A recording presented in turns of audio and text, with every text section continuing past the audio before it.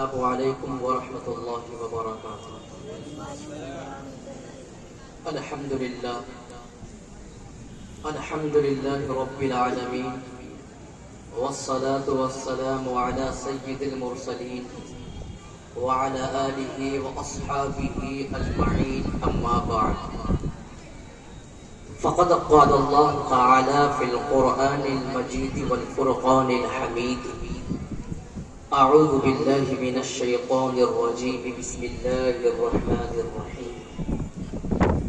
ان اللہ یأمر بالعدل والاحسان وایتاء ذی القربى وینہی عن الفحشاء والمنکر والبغی یعظکم لعلکم تذکرون۔ وقال النبی صلی اللہ علیہ وسلم: ارحموا من فی الارض یرحمکم من فی السماء۔ وقال علیہ الصلاۃ والسلام: من لا يرحم لا يرحم۔ صدق اللہ العظیم وصدق النبی الکریم۔ حضرات سامعین کرام اور معزز حاضرین جلسہ، اللہ رب العالمین کا لاکھ لاکھ شکر کہ اس عظیم ذات نے ہمیں اور آپ کو اس بابرکت اور منور مجلس میں آنے کی، بیٹھنے کی، اور اللہ کے رسول اور رسول کے اصحاب کی بات کہنے کہلوانے کی، بات سننے سنانے کی، بات سمجھنے سمجھانے کی توفیق عطا فرمائے۔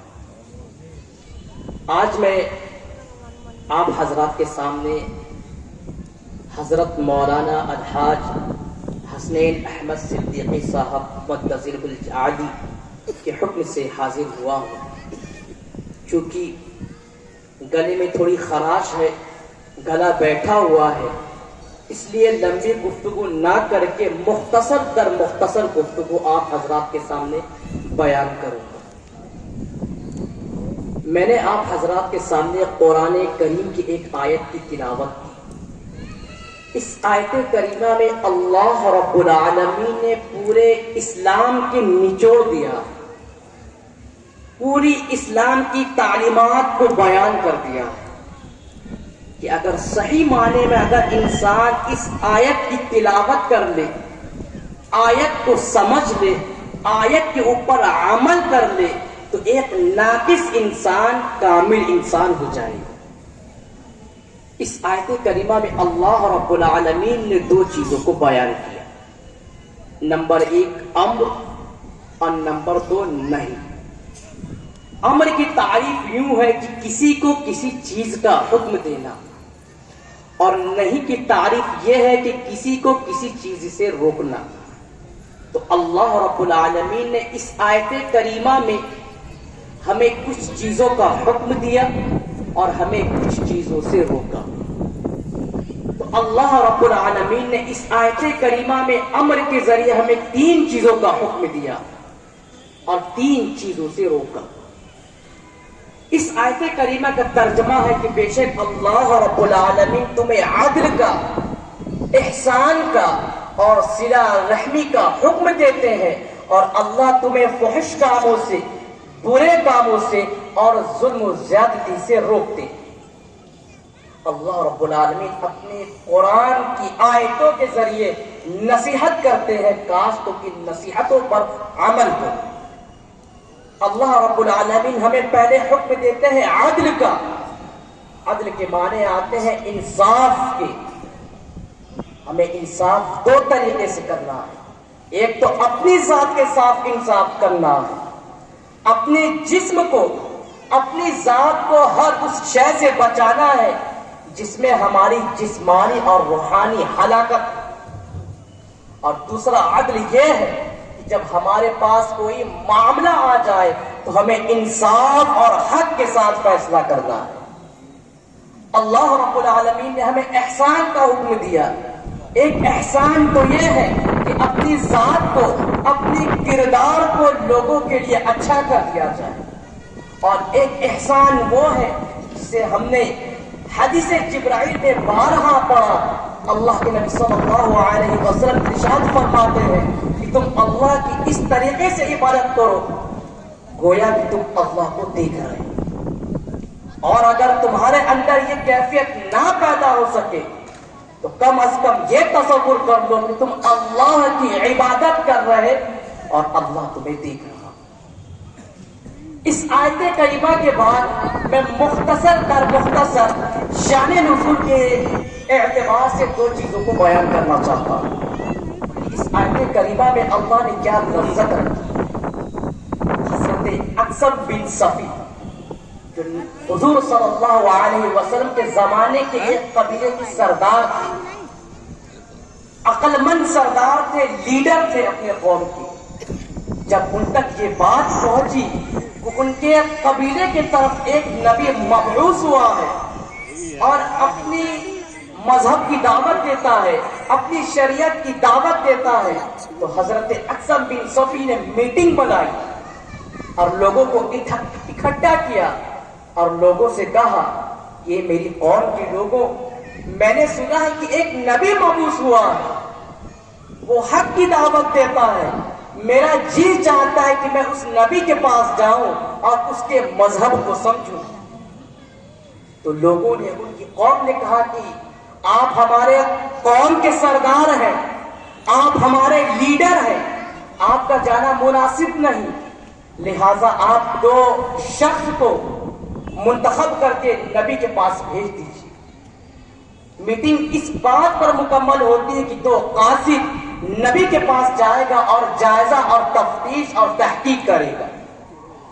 تو دو قاصد اللہ کے نبی حضرت محمد مصطفیٰ صلی اللہ علیہ وسلم کے پاس جاتے ہیں اور دو سوال کرتے ہیں، من انت وما انت، یعنی آپ کون ہیں اور آپ کیا ہیں؟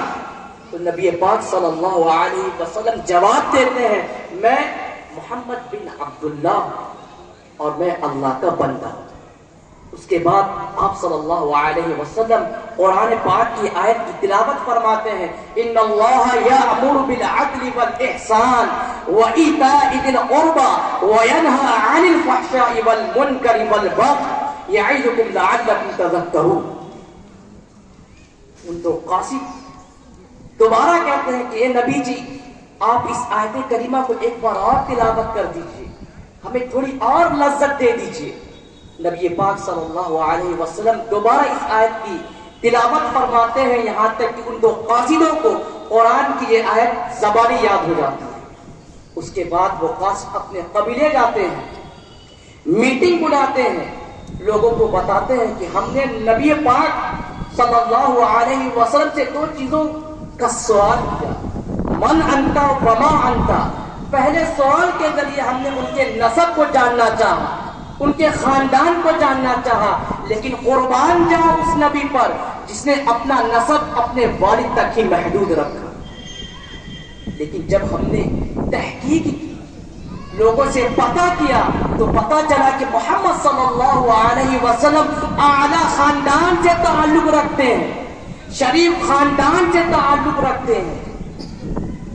اور ہم نے دوسرا سوال کیا، وما انت، آپ کیا ہیں، آپ کا رتبہ کیا ہے؟ لیکن قربان جاؤ اس نبی پر، اس نے اپنا رتبہ صرف اتنا کہا کہ میں اللہ کا بندہ ہوں۔ اس کے بعد اس نبی نے ہمیں ایک قرآن کی آیت کی تلاوت سنائی، ان اللہ یأمر بالعدل والاحسان وایتاء ذی القربى وینہی عن الفحشاء والمنکر والبغی یعظکم لعلکم تذکرون۔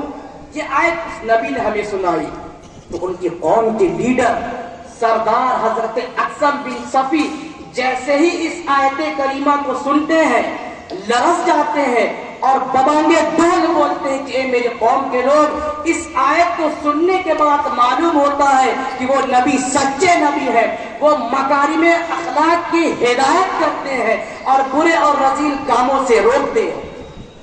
اے میری قوم کے لوگوں، جاؤ اور اس نبی کے ہاتھ مسلمان ہو جاؤ۔ میں یہ نہیں چاہتا کہ میری قوم کے لوگ مسلمان ہونے میں دیری کریں اور دوسرے قبائل کے لوگ مسلمان ہونے میں ہم سے سبقت کر جائیں۔ اب خود حضرت اقسم بن صفی نبی پاک صلی اللہ علیہ وسلم کے ہاتھ پر اسلام کو قبول کر دیتے ہیں۔ اسی آیت کے متعلق ایک اور شان نزول کے طور پر واقعہ نظر آتا ہے، یاد آتا ہے کہ حضرت عثمان بن مظعون رضی اللہ تعالی عنہ جلیل القدر صحابی، انہوں نے اپنا واقعہ نقل کیا ہے کہ شروع اسلام میں شرما شرمی کی بنا پر میں نے لوگوں سے کہنا شروع کر دیا کہ میں بھی مسلمان ہوں، حالانکہ اسلام کی تعلیم، اسلام کی محبت، اللہ کی محبت، اللہ کا خوف، رسول کی محبت، رسول کا خوف میرے دل میں راسخ نہیں ہوا تھا۔ لیکن ایک مرتبہ میں نبی پاک صلی اللہ علیہ وسلم کی مجلس میں بیٹھا ہوا اللہ کے نبی کی واعظ کو سنتا ہوں، نصیحت کو سنتا ہوں، اچانک نبی پاک صلی اللہ علیہ وسلم خاموش ہو جاتے ہیں۔ آپ صلی اللہ علیہ وسلم کے چہرے کی رنگت بدلتی ہے، آپ کی کیفیت بدلتی ہے، اور اچانک آپ اپنے سر مبارک کو اٹھاتے ہیں اور فرماتے ہیں کہ مجھ پر اللہ کا ایک قاصد قرآن کی ایک آیت کی وحی کر کے گیا۔ صحابہ کرام فرماتے ہیں، کہتے ہیں کہ یا رسول اللہ اس آیت کی تلاوت فرما دیں۔ اللہ کے نبی صلی اللہ علیہ وسلم قرآن کی آیت کی تلاوت کرتے ہیں، ان اللہ یأمر بالعدل والاحسان وایتاء ذی القربى وینہی عن الفحشاء والمنکر والبغی یعظکم لعلکم تذکرون۔ جیسے ہی نبی پاک صلی اللہ علیہ وسلم اس آیت کریمہ کو مکمل کرتے ہیں، حضرت عثمان بن مظعون جو مسلمان نہیں تھے اس آیت کریمہ کو سننے کے بعد فرماتے ہیں کہ میرے دل میں اللہ کی محبت، میرے دل میں اللہ کا خوف، میرے دل میں رسول کی محبت، رسول کا ڈر راسخ ہو جاتا ہے اور میں مذہب اسلام میں کامل طور پر داخل ہو جاتا ہوں، صرف اس آیت کریمہ کے تلاوت کی بنا۔ اس وجہ سے ہم ہر جمعے کے دن خطبے کے اندر اس آیت کریمہ کو سنتے ہیں۔ جب امام صاحب نماز سے قبل اس آیت کی تلاوت کرتے ہیں تو علماء کرام نے لکھا ہے، ہو سکتا ہے مومن مسلمان ایک ہفتہ بازار کرتے ہوئے مذہب اسلام کی تعلیمات سے، محبت سے غافل ہو جائے، لیکن جب جمعے کے دن خطبے کے اندر اس آیت کریمہ کو سنے گا تو اس کا ایمان تازہ ہو جائے گا۔ لیکن آج ہم مومن مسلمان قرآن کی تعلیمات سے کوسوں دور ہو چکے ہیں۔ میں نے اپنی قرآن کی آیت کی تلاوت کے متعلق فرمایا، کہا تھا کہ اللہ رب العزت ہمیں احسان اور صلہ رحمی کا حکم دیتا ہے، تو صلہ رحمی کے بہت سے درجے ہیں، میں صرف ایک درجے کو بیان کر کے اپنی بات کو مکمل کرتا ہوں۔ صلہ رحمی کے بہت سے درجے ہیں، انہی درجوں میں سے ایک درجہ خدمت خلق یعنی مخلوق کی خدمت۔ خلافت کے دور میں جب لوگ معذور ہو جایا کرتے، لوگ بے یار و مدد ہو جایا کرتے، تو صحابہ کرام کی جماعت نے کچھ لوگوں کو مہیا کیا جو معذور لوگوں کے گھر پر جا کر خدمت کو انجام دے۔ تو حضرت عمر فاروق رضی اللہ تعالی عنہ ایک دن رجسٹر کا جائزہ لیتے ہیں۔ ایک رجسٹر ہوا کرتا تھا جس میں مظلوموں کا نام، مظلوموں کا پتہ اور کون شخص اس کی خدمت کر رہا ہے اس کا نام ہوتا۔ جب حضرت عمر فاروق رضی اللہ تعالی عنہ رجسٹر کا جائزہ لیتے ہیں تو ان کی نگاہ ایک بوڑھی عورت کے نام پر پڑتی ہے، جس کا نام تو ہوتا ہے، جس کا پتہ تو ہوتا ہے، لیکن کوئی شخص اس کی خدمت کے لیے تیار نہیں۔ تو حضرت عمر فاروق کسی صحابہ کو، کسی کو حکم نہیں دیتے، بلکہ نیت کرتے ہیں کہ کیا یہ بہتر ہو میرے یعنی عمر فاروق کے لیے کہ اس بوڑھی عورت کی میں خدمت جا کر کروں۔ کون نیت کر رہا ہے؟ وہ عمر فاروق رضی اللہ تعالی عنہ جن کے نام سے دشمنان اسلام کانپ جاتے ہیں، جن کے نام سے دشمنان اسلام لرز جاتے ہیں، شیطان راستہ تبدیل کر لیتا ہے، وہ عمر فاروق نیت کرتے ہیں کہ میں اس بوڑھی عورت کی خدمت کروں۔ حضرت عمر فاروق رضی اللہ تعالی عنہ فجر کی نماز ادا کرنے کے بعد بوڑھی عورت کے گھر جاتے ہیں، دستک دیتے ہیں۔ بوڑھی عورت کہتی ہے کون؟ تو قربان جاؤ حضرت عمر فاروق رضی اللہ تعالی عنہ پہ۔ حضرت نام نہیں لیتے، کہتے ہیں کہ میں خادم ہوں، حکومت کی طرف سے آپ کے لیے آیا ہوں۔ تو بوڑھی عورت جواب دیتی ہے کہ بھائی خدمت کرنے والا تو خدمت کر کے جا چکا ہے۔ حضرت عمر فاروق حیران ہوتے ہیں کہ جب میں نے رجسٹر کا جائزہ لیا تو کوئی خدمت کرنے والے کا نام نہیں، اور یہ بوڑھی عورت بولتی ہے کہ خدمت کرنے والا خدمت کر کے جا چکا۔ دوسرے دن فجر کی نماز سے قبل جاتے ہیں، دستک دیتے ہیں، آواز آتی ہے کون؟ جواب دیتے ہیں خادم، آواز آتی ہے کہ خدمت کرنے والا خدمت کر کے جا چکا ہے۔ تیسرے دن تہجد سے قبل جاتے ہیں، دستک دیتے ہیں، آواز آتی ہے کون؟ جواب دیتے ہیں خادم، آواز آتی ہے کہ خدمت کرنے والا تو خدمت کر کے جا چکا ہے۔ جب 3 دن گزر جاتا ہے تو وہ حضرت عمر فاروق نے کہاں ہار ماننے والے، وہ سمجھ جاتے ہیں کہ کوئی اللہ کا بڑا بندہ ہے جو اس طریقے کی خدمت انجام کر رہا، اور اس شخص کا نام میں یعنی حضرت عمر بھی نہیں جانتا۔ میں اس اللہ کے بندے سے ضرور ملاقات کروں گا، ضرور مصافحہ کروں گا۔ چوتھے دن عشاء کی نماز کے بعد اس بوڑھی عورت کے گھر جاتے ہیں۔ گھر جانے کے بعد بوڑھی عورت کے گھر کے باہر گھاس بچھی ہوتی ہے، حضرت عمر فاروق اس گھاس پر لیٹ جاتے ہیں تاکہ انہیں کوئی شخص پہچان نہ لے۔ دھیرے دھیرے لوگوں کی آمد و رفت کم ہوتی ہے، رات کی تاریکی چھا جاتی ہے، علاقے کے لوگ نیند کی آغوش میں چلے جاتے ہیں تو دیکھتے ہیں کہ ایک شخص چادر کو لپیٹے ہوئے ننگے پاؤں اس قدر زمین پر پاؤں رکھتا ہے گویا کہ وہ اپنے پاؤں سے زمین کو بھی تکلیف نہیں دینا چاہتا۔ حضرت عمر فاروق رضی اللہ تعالی عنہ سمجھ جاتے ہیں کہ یہی وہ اللہ کا بندہ ہے جو اس بوڑھی عورت کی خدمت کر رہا ہے۔ اس دور کی خدمت یہ ہوا کرتی تھی، گھر کے اندر بیت الخلا کو صاف کرنا، کنویں سے گھر میں پانی لا کر رکھنا، گھر میں جھاڑو دینا اور دیگر گھر کے کام کرنا۔ جیسے ہی وہ شخص بوڑھی عورت کے گھر کے دروازے تک پہنچتا ہے، حضرت عمر فاروق اٹھتے ہیں اور اس شخص کو لپیٹ لیتے ہیں، باندھ لیتے ہیں اور کہتے ہیں کہ اے اللہ کے بندے، تو کون ہے؟ تو کیسی خدمت کر رہا ہے جس کا علم مجھے بھی نہیں؟ اے اللہ کے بندے، مجھ سے ملاقات کر لے، اپنا نام بتا دے، میں تجھ سے ملنے کا عاشق ہو گیا ہوں۔ تو اچانک آواز امیر المؤمنین یار غار حضرت ابو بکر صدیق رضی اللہ تعالی عنہ کی آتی ہے کہ اے عمر، مجھے چھوڑ دو، میں ابو بکر ہوں، میں ابو بکر ہوں، مجھے چھوڑ دو۔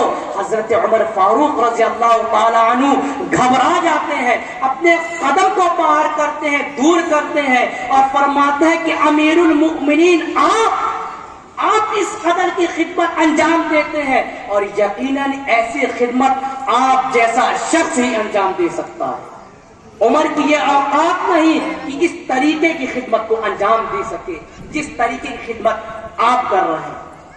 لیکن امیر المؤمنین، مجھے ایک بات سمجھ نہیں آئی، آپ خدمت کر رہے ہیں لیکن آپ کے پیر مبارک میں چپل کیوں نہیں؟ تو حضرت ابو بکر صدیق رضی اللہ تعالی عنہ فرماتے ہیں کہ اے عمر، ابو بکر یہ نہیں چاہتا کہ اللہ کی ایک بندی کی خدمت میں اللہ کے 10 بندوں کی نیند میں خلل واقع ہو جائے، کہ میں زمین پہ پاؤں رکھوں، آواز ہو اور نیند کے آغوش میں سوئے ہوئے لوگوں کی نیند میں خلل واقع ہو جائے۔ کون خدمت کر رہا ہے؟